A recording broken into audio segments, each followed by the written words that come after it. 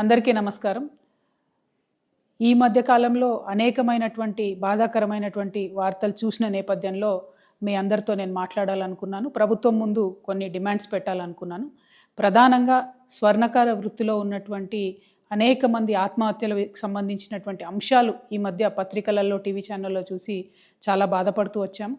వాస్తవానికి విశ్వకర్మలందరూ వారి చేతి వృత్తులన్నీ కూడా తెలంగాణకే కాదు యావత్ భారతదేశానికి ఊపిరిపోసినటువంటి వృత్తి పనులు ఇవన్నీ కూడా.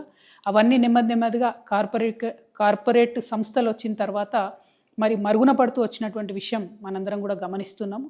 కానీ మన భారతదేశంలో బంగారానికి ఉండేటటువంటి ప్రాధాన్యత, నగలకు ఉండేటటువంటి పవిత్రత, వీటితోని స్వర్ణకార వృత్తిలోకి కేవలం స్వర్ణకారులే కాకుండా గౌడ్స్ కావచ్చు, వైశ్యాస్ కావచ్చు, అనేకమైన ఇతరులు కూడా వచ్చి చాలా చోట్ల బంగారు షాపులు పెట్టుకోవడము, నగలకు సంబంధించిన వ్యాపారాలు చేయడాన్ని మనం చూస్తూ వస్తున్నాము. అయితే పెద్ద పెద్ద సంస్థలు, మలబార్ లాంటి సంస్థలు, ఇంకోటి పెద్ద పెద్ద సంస్థలు వచ్చినటువంటి నేపథ్యంలో, రెడీమేడ్ షాపులు వచ్చినటువంటి నేపథ్యంలో స్వర్ణకారులకు వారి జీవనము నడవడమే ఇబ్బందిగా జరుగుతున్నటువంటి పరిస్థితిని కూడా మనం గమనిస్తున్నాం. అయినా ఒక మహిళగా ఒక మెట్టెలు చేయించాలన్నా, ఒక మంగళసూత్రం చేయించాలన్నా మనం ఇప్పటికి కూడా స్వర్ణకారుల దగ్గరికే పోతాం తప్పితే బంగారం షాపుకి పోయి కొనుక్కోవాలని అనుకోము. కాబట్టి ఇంత పవిత్రమైనటువంటి వృత్తి, ఆ వృత్తి చేసేటటువంటి వారందరినీ, వారి కుటుంబాలని కాపాడుకోవాల్సినటువంటి బాధ్యత మనందరి మీద కూడా ఉన్నది. ముందుగా స్వర్ణకారుల మిత్రులందరినీ కూడా నేను కోరుతా ఉన్నాను, ఏ సమస్య కూడా జయించలేనిది కాదు. మనందరం కలిసికట్టుగా ఉండి జయిద్దాం. దానికి సంబంధించి మీరు మనసు బాధ పట్టుకోకండి, ఆత్మహత్యలకు మాత్రం మీరు వెళ్ళొద్దండి. సైనైడే ఇవాళ పెరగన్నమయ్యేటటువంటి పరిస్థితి మరి స్వర్ణకారుల విషయంలో జరుగుతున్నది. చాలా బాధాకరంగా ఉన్నది.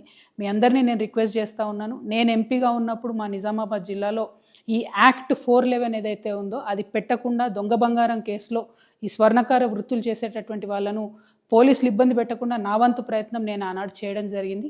కానీ ఇవాళ ఇది రాష్ట్ర వ్యాప్తంగా చాలా పెద్ద ఎత్తున జరుగుతున్నది. ఈవెన్ ఏపీ, తెలంగాణ 2 రాష్ట్రాల్లో కూడా చాలా పెద్ద ఎత్తున ఈ సమస్య ఉన్నది.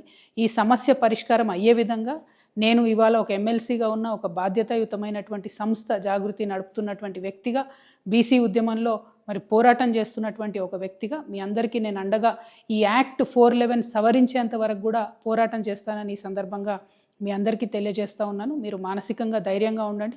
ఎట్ ద సేమ్ టైం నేను ప్రభుత్వాన్ని కూడా డిమాండ్ చేస్తూ ఉన్నాను, పోలీసులు తమ పని సులువు చేసుకోవడానికి దొంగ కన్నా ముఖ్యంగా వెళ్ళి స్వర్ణకారులను పట్టుకోవడం జరుగుతూ ఉన్నది. ఇది వారి ఆత్మగౌరవానికి సంబంధించినటువంటి అంశం, వారి కుటుంబ భద్రతకు సంబంధించినటువంటి అంశం.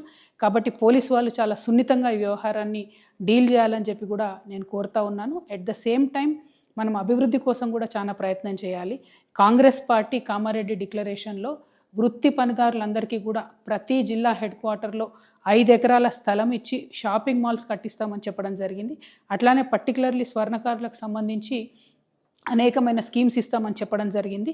ఆ స్కీమ్స్ అమల్లోకి తీసుకొచ్చినట్టయితే మన స్వర్ణకారుల బిడ్డలు కూడా కార్పొరేట్ సంస్థలకు తీసిపోని విధంగా ధీటుగా మంచి బ్రాండ్స్ని కూడా నిర్మించేటటువంటి సత్తా ఉన్నవాళ్ళు, సెంటిమెంటలీ మాకు మహిళలందరికీ స్వర్ణకారులే కావాలి కాబట్టి స్వర్ణకారులు చేసే వృత్తిలో ప్రభుత్వం తోడ్పాటు అందించాలని చెప్పి ఈ సందర్భంగా నేను డిమాండ్ చేస్తూ ఉన్నాను.